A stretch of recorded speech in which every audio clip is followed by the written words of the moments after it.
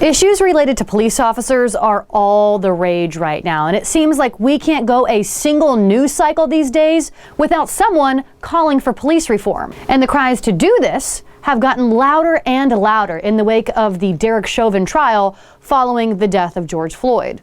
Congressional Democrats like Representative Maxine Waters would have you believe that no one on the right gives a damn about police reform.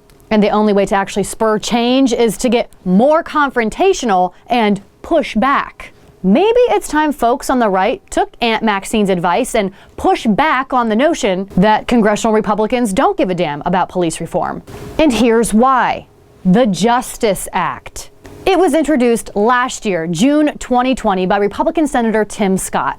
Let me read a direct quote from him while introducing this legislation last June. Now is the time for reform. The murder of George Floyd and its aftermath made clear from sea to shining sea that action must be taken to rebuild lost trust between communities of color and law enforcement. The Justice Act takes smart, common sense steps to address these issues, from ending the use of chokeholds and increasing the use of body-worn cameras to providing more resources for police departments to better train officers and make stronger hiring decisions.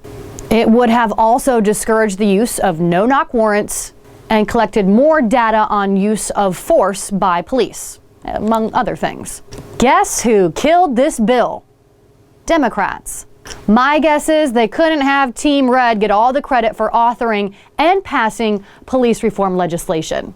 But fast forward to this month and Congress is getting ready to plunge into policing laws, that according to the AP. In order to do this, Democrats are pushing their own version of police reform, called the George Floyd Justice in Policing Act. Both of these bills have a lot of the same provisions. You want to know the one big difference, the one big sticking point?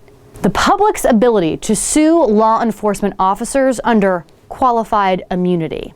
If police reform has been such a dire issue, Aunt Maxine, AOC, Joe, Nancy, then surely this would have been something worth reaching a compromise on when the GOP introduced the Justice Act less than a year ago.